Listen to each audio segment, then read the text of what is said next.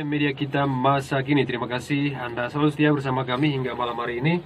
Mohon maaf ya karena kami sudah melampaui waktu yang sudah ditentukan, tetapi kami akan berjanji untuk tidak mengambil waktu Anda untuk by request banyak-banyak. Namun kita berada di sesi terakhir. Sebelumnya saya mau menyapa sahabat RM yang sudah bergabung di fanpage Radio Manggarai. Ada Mik Banggur, Mersiana Dewi, ada Ane, ada Timi April. Aduh, ada juga Genok Mei nanti. Ada Marseding, ada Pandiangan Dameri, ada Deti Valtrudis, ada Salvatore Farid, Michael Faisal, Yuliana, Kristaforus, Ina Jabut. Waduh, ratusan ini, terlalu banyak. Saya tidak bisa bacakan semua, namun terima kasih sudah bergabung bersama kami malam hari ini. Kemudian ada komentar dari Tony Hagul ya. Pemerintah yang tidak risih jika dikritik media. Media maksudnya pemerintah yang ideal mungkin ya. Adalah pemerintah yang tidak risih jika dikritik media.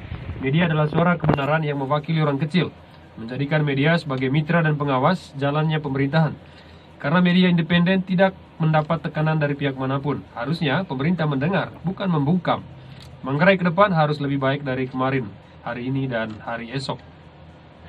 Kemudian Nando Paju ya, dia mengatakan media harus siap menerima komplain dari masyarakat, mengumpulkan semua data-data untuk keterangan sebagai jembatan emas untuk menyampaikan segala temuan, bukan malah menjadi provokator yang setelah itu habis mandi cepat dibuang. Waduh, ini terlalu jauh juga ya, saya hampir tidak mengerti juga nih. Kemudian ada Largo Bersaudara. Dia bilang cari pemimpin tak usah yang ideal, nanti berujung pada konsep doang, sebab dia hanya mengutamakan idealismenya saja katanya. Jadi karena saking terlalu banyak idenya, lupa bekerja katanya. Kemudian ada Susantin Deto, menurut saya pemimpin yang ideal berhubungan dengan pemanfaatan media di Manggarai, yakni pemimpin yang memiliki sikap terbuka dengan selalu menyampaikan setiap masukan atau masukan tentang anggaran dan memberi kesempatan kepada masyarakat Manggarai untuk menyuarakan pendapat. Iya, terima kasih ya Ibu Susantin Deto. Ada Arlan Allen. Kemudian ada Sedem Giring, ada Ronald Jaharus. Saya tidak bisa bacakan semua komentar. Terima kasih sudah bergabung di Radio Manggarai malam hari ini. Dan selanjutnya komentar melalui WhatsApp dan juga SMS. Saya bacakan beberapa ya. Saya tidak bisa bacakan semua malam hari ini melalui WhatsApp. Ada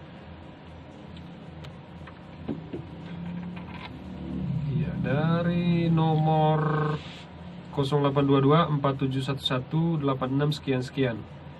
Dia bilang mau request lagunya Iksan Skuter berjudul Mencari Pemimpin untuk pendengar setia Radio Manggarai yang lagi memikirkan siapa pemimpin yang baik. Waduh, ini bagus sekali ya. Siapa tadi?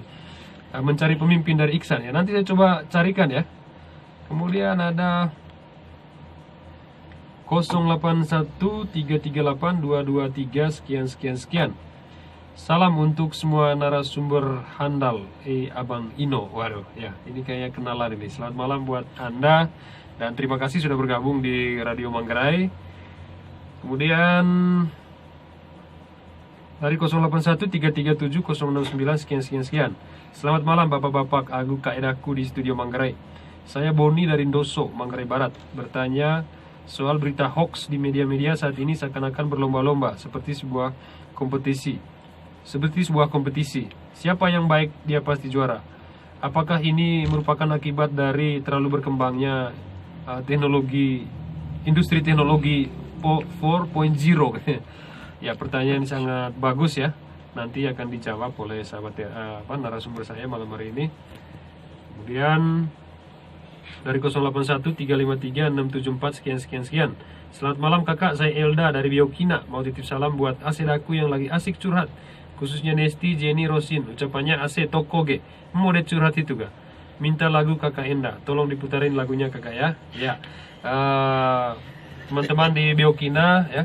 Sini juga ada orang Biokina nih. Nanti saya minta langsung dinyanyikan langsung orang Biokina. Kakak Enda katanya ya. Kemudian ada 085 337 854 sekian. Tabevie Nara Ino dan bapak-bapak narasumber.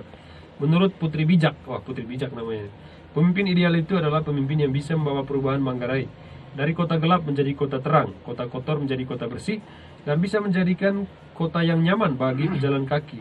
Soalnya di kota tercinta ini masih begitu banyak pelanggaran. Contohnya trotoar tempat parkir mobil, motor dan masih banyak yang mengendarai roda 2 di bawah umur. Maksudnya trotoar itu sudah dipakai untuk tempat parkir dan masih ada anak-anak di bawah umur mengendaраkan kendaraan. Salam sukses dari kru Bandung Utama Putri Bijak. Selamat malam juga, sukses juga buat Anda di rumah ya.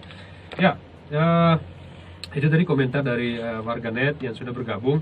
Saya pikir apa yang ditanyakan tadi sudah terjawab semua ya dalam diskusi kita pada sesi-sesi sebelumnya, sehingga Opa Billy, Kak Ejo, Om Kons, dan juga Bung Ronald, saya kira langsung ke pertanyaan saya tadi di sesi sebelumnya ya.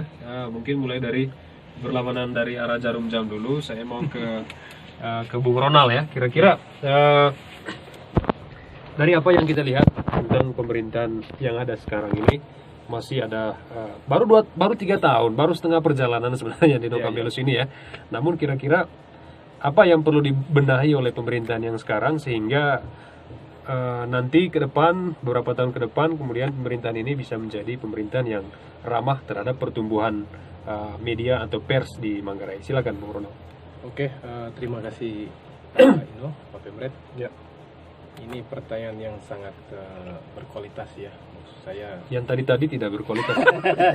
yang sangat ada sangatnya. Nah, ada sangat. Oke. Ada sangatnya. Karena kita dituntut untuk menjawab seperti apa pemerintahan ke depan, lalu apa yang perlu dievaluasi. Kalau dari kacamata pers,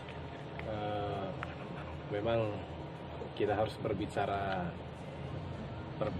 fakta ya, karena berbagai macam persoalan yang selama ini muncul itu kan berdasarkan ketidaksuksesan atau belum sukses lah.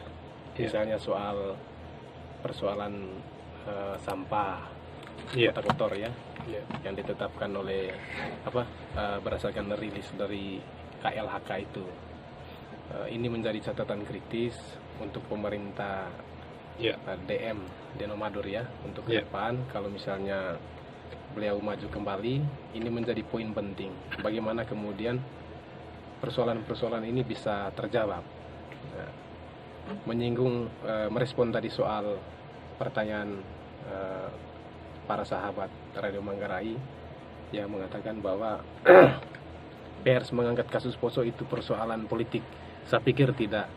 Saya mengamati betul secara rinci bagaimana kemudian kawan-kawan pers kita ini mengangkat isu ini secara kritis.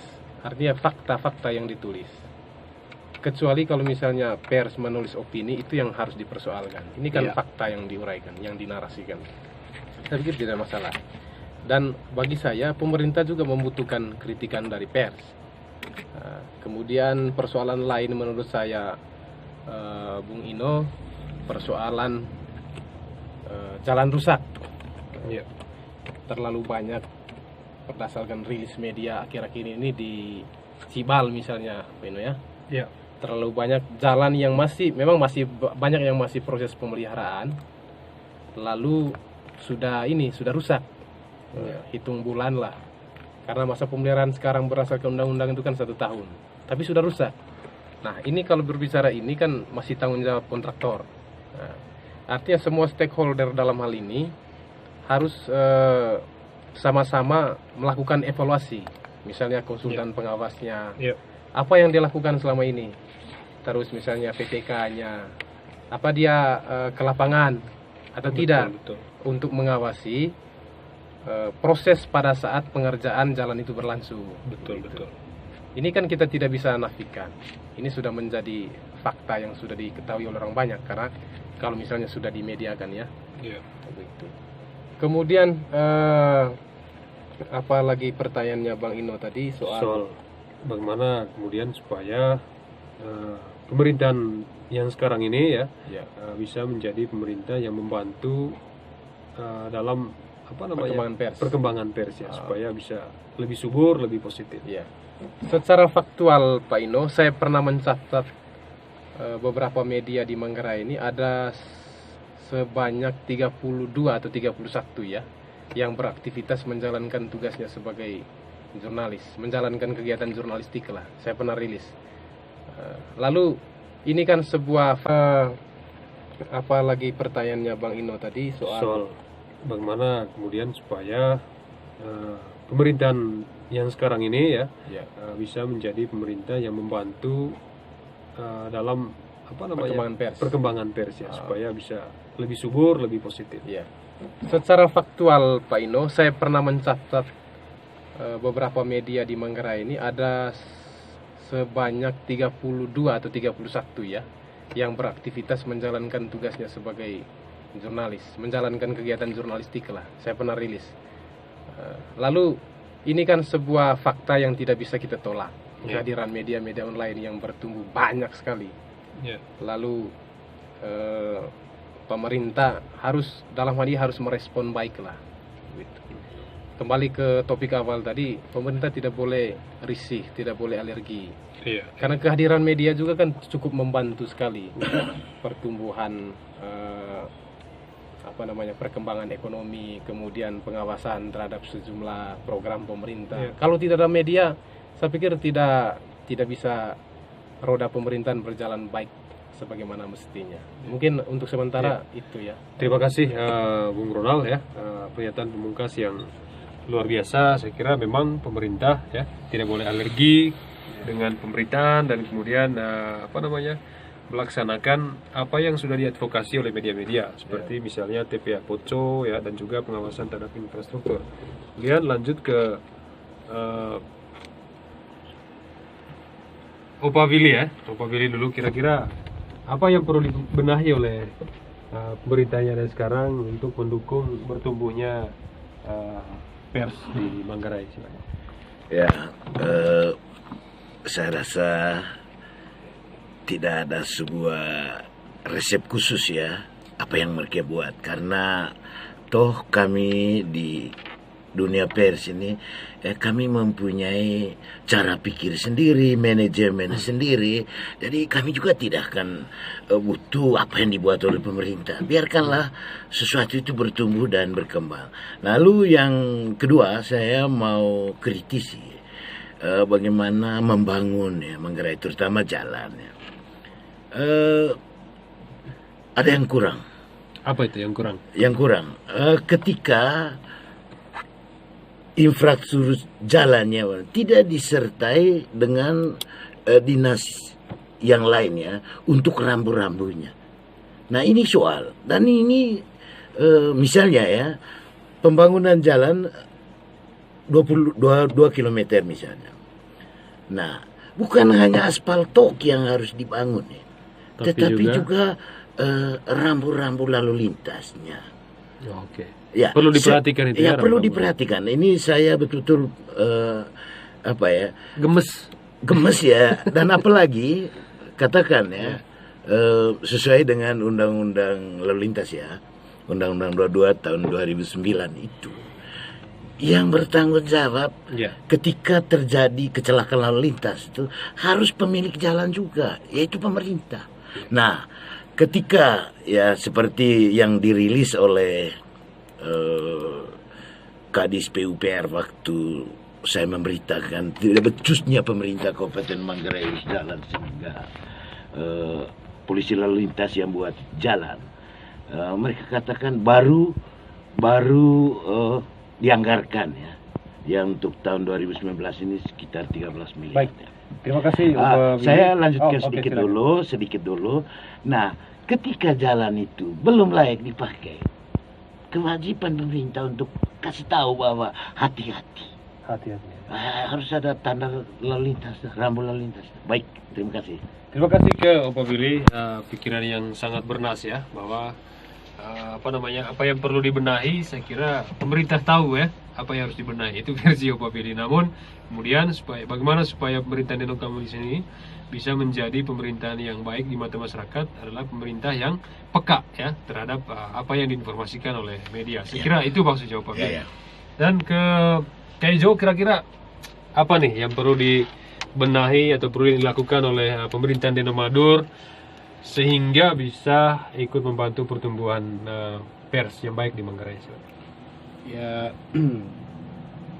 agak keliru kalau misalnya kita meminta dia untuk inheren dengan kita. Iya. Biarkanlah pemerintah itu dengan koridornya, ya toh, Iya. media dengan dunianya. Iya. Tetapi yang paling urgen dari semua yang kita bicarakan pada malam ini bahwa persoalan kebebasan pers itu belum selesai, sama Iya. dengan persoalan demokratisasi kita di tanah air. Iya. Jadi itu belum selesai. Karena apa? Karena posisi kita sekarang itu adalah selalu berkorelasi dengan pemerintah.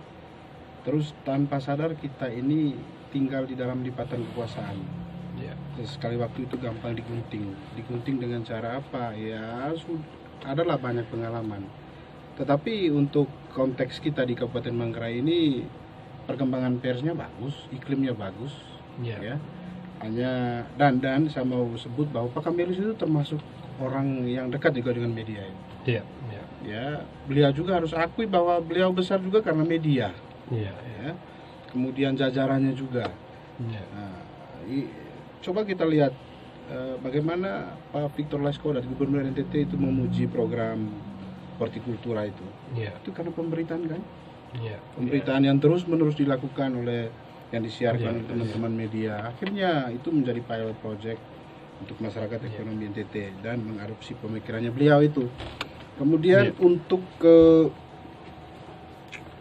apakah perlu, ya tidak usahlah. Ya. Apa perlu kita Iya, tidak iya. usah, karena nanti media Iya, juga iya. agak risih ya Iya. kalau misalnya dekat sekali dengan pemerintah. Iya, terima kasih. Ejo, terakhir ke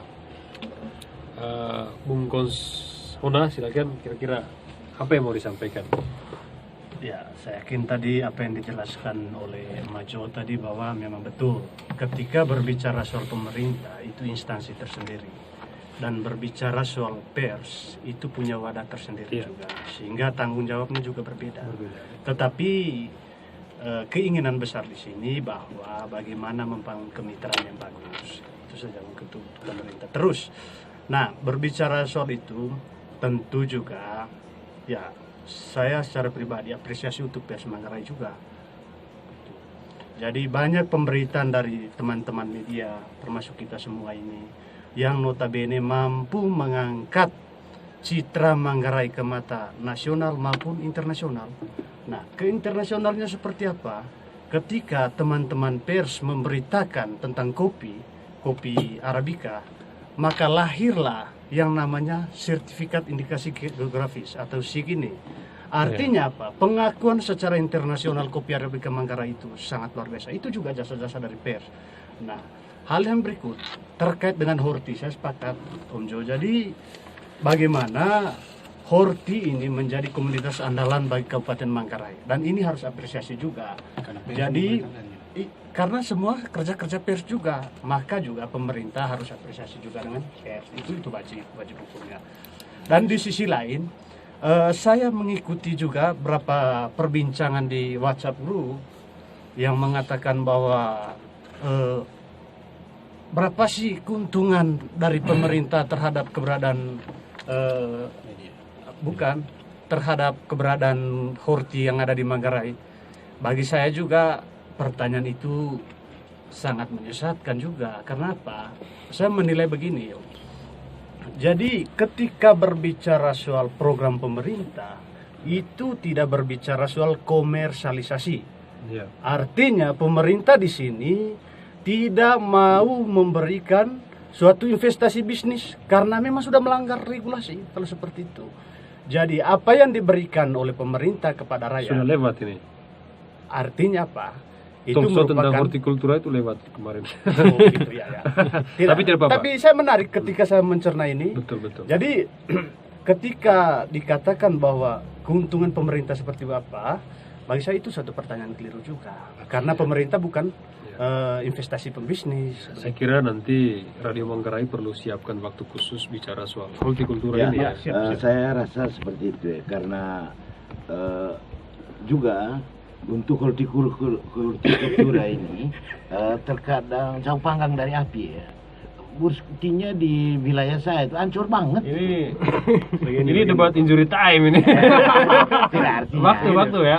Tapi ini bagus kita Ini. supaya Radio Manggarai siapkan waktu khusus Ya. kita bicara hortikultura. Setuju Pak Kons ya? siap, Saya siap, pikir siap. apa yang Pak Kons sampaikan saya sudah dapat.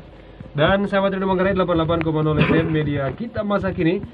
Tidak terasa ya, lebih dari 2 jam ya kami menemani Anda malam hari ini, dan saya kira berapa poin yang perlu saya petik ya dari diskusi kami malam hari ini. Karakter kepemimpinan seperti apa yang dibutuhkan oleh teman-teman pers yang ada di Manggarai. Yang pertama adalah pemimpin yang tidak melihat pers sebagai lawan, pers sebagai musuh, tetapi melihat pers sebagai salah satu pilar yang bisa mengambil bagian dalam pembangunan daerah Manggarai, sebagai salah satu pilar dalam berlangsungnya demokrasi ya. Dan kemudian jurnalis Manggarai mengharapkan agar pemerintah yang ada sekarang ataupun yang akan datang membutuhkan pemerintah yang berkarakter akselerasi atau akseleratif, atau pemerintah yang bisa menangani persoalan dengan cepat dan juga mampu menemukan cara yang terbaik setiap advokasi yang telah disampaikan oleh pers. Kemudian kita juga membutuhkan karakter kepemimpinan yang responsif ya, responsif dengan apa yang telah diberitakan oleh pers, bukan malah menanggapinya secara negatif. Dan kemudian salah satunya misalnya menganggap pemberitaan sebagai politisasi ya terhadap sebuah isu. Dan kemudian kita juga membutuhkan pemerintah model kepemimpinan yang tidak anti kritik terhadap apa yang disampaikan oleh masyarakat melalui mass media.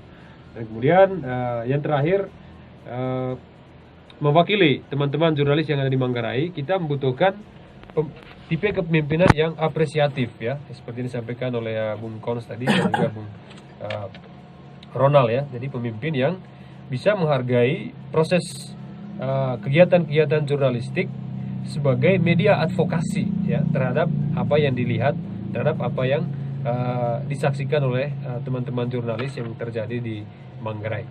Baik, sahabat Radio Manggarai, akhirnya saya Najumadu dan juga rekan-rekan narasumber dan juga seluruh kerabat kerja Radio Manggarai pamit undur diri dari ruang dengar Anda. Semoga diskusi ini bisa memberi manfaat bagi Anda dan juga keluarga di rumah. Menutup jumpa kita kembali lagi sebuah persembahan dari Fairy Tale ya, Lalong Tanah. Selamat mendengarkan, semoga Anda